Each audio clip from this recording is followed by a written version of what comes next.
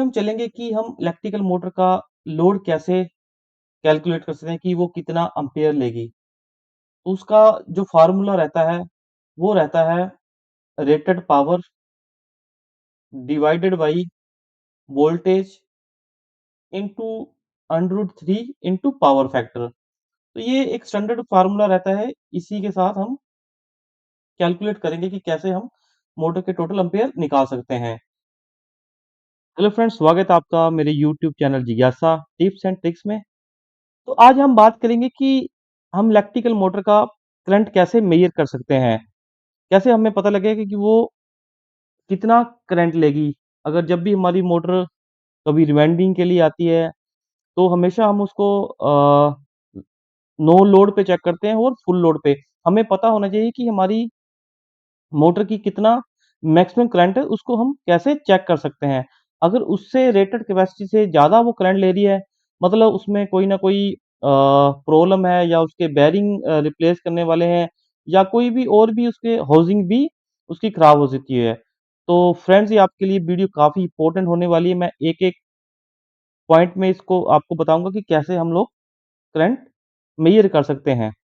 तो उसका जो फ़ॉर्मूला रहता है, वो रहता है rated power divided by voltage into √3 into power factor. तो ये एक स्टैंडर्ड फार्मूला रहता है, इसी के साथ हम कैलकुलेट करेंगे कि कैसे हम मोटर के टोटल एम्पीयर निकाल सकते हैं।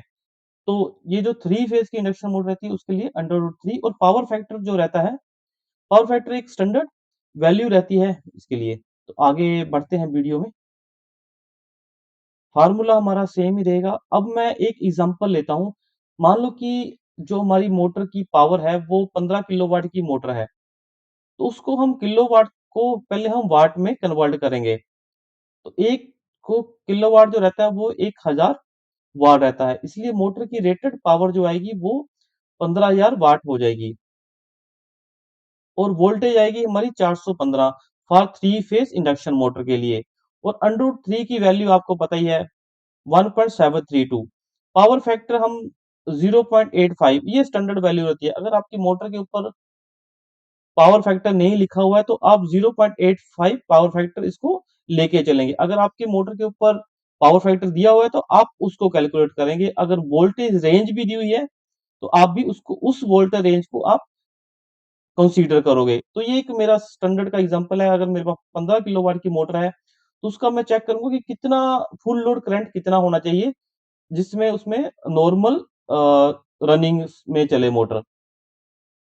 तो हमारा फ़ॉर्मूला जैसे आप देख पा रहे हो वही है, 15 किलोवाट है। अगर हम कैलकुलेशन में चलेंगे, अगर 15000 किलोवाट है और हमारी जो वैल्यू आएगी 415 हमने वोल्टेज ली, √3 की वैल्यू और पावर फैक्टर के साथ हम डिवाइड करेंगे जब इसको, तो हमारे पास 24.54 एम्पीयर इसका कैलकुलेट आएगा। अगर आपकी मोटर अगर लोड पे चल रही है और 24.5 से बिलो आपका एम्पेयर आ रहा है, मतलब आपके मोटर में कोई भी प्रॉब्लम नहीं है। अगर फ्रेंड इसके अबव ज़्यादा आपका रेंज में जा रहा है, मान लो कि 24 से ज़्यादा वो 26 या 27 तक एम्पेयर ले रही है, मतलब आपकी मोटर में कुछ ना कुछ ब्रेकडाउन ज़रूर होने वाला है। या तो उसके बेयरिंग आप चेक करवा सकते हो।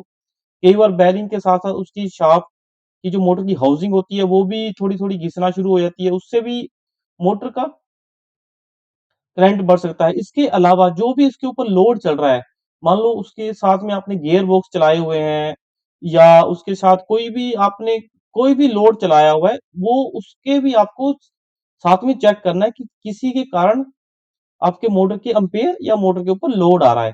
अब हम एक और एग्ज़ाम्पल देखते हैं, सेकंड एग्ज़ाम्पल।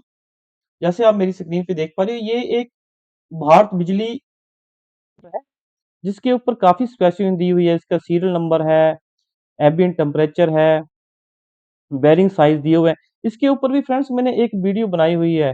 अगर आपको मोटर की स्पेसिफ़िकेशन के बारे में जानना है कि उसकी प्लेट से आपको क्या-क्या डिटेल्स मिल सकती है, उसके ऊपर मैंने फुल वीडियो बनाई है, तो मैं लिंक भी डिस्क्रिप्शन में दे दूँगा, जिससे आपको और जानकारी मिल जाएगी। तो मैं आशा करता हूँ कि इस वीडियो को भी आप ज़रूर देखोगे। अब थोड़ा-सा मैं इसके बाद बता देता हूँ कि जैसे इसमें बेयरिंग की डिटेल दी हुई है। इसमें पावर फैक्टर देखो जो हमारे लिए ज़रूरी है वो है 0.90। इसमें मोटर में इन्होंने पावर फैक्टर मेंशन किया हुआ है और इसमें वोल्टेज भी इन्होंने दी हुई है 373 से ये 456 तक इसकी वोल्टेज है और 415 इसका स्टैंडर्ड वोल्टेज है और इसका जो है 31.6 एम्पेयर है। अब हम इसको मान लो कि इसके ऊपर नंबर प्लेट नहीं होती, तो हमें कैसे पता लगेगा कि ये जो हमारी मोटर है, ये है 18.5 किलोवाट की और ये कितना रेटेड करंट कैसे ये हम 30.6 कैसे हम कैलकुलेट करेंगे? तो फ़ॉर्मूला सेम ही है दोस्तों, रेटेड पावर को हम लोग voltage under root 3 power factor के साथ डिवाइड करेंगे। तो कैलकुलेशन में जैसे 18.5 00 हमारा किलोवाट आया क्योंकि हमने 18.5 को 1000 से इसको मल्टीप्लाई करना है जो किलोवाट को वाट में कन्वर्ट करेगा क्योंकि रेटेड पावर जो रहती है हमेशा उसका यूनिट रहता है वाट में।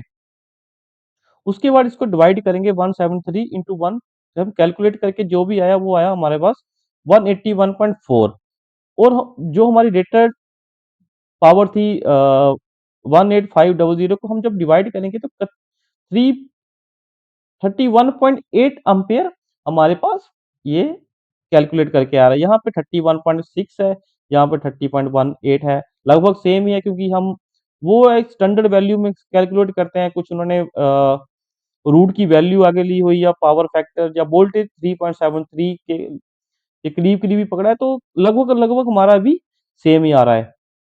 तो आशा करता हूँ दोस्तों आपको ये वीडियो पसंद आई होगी।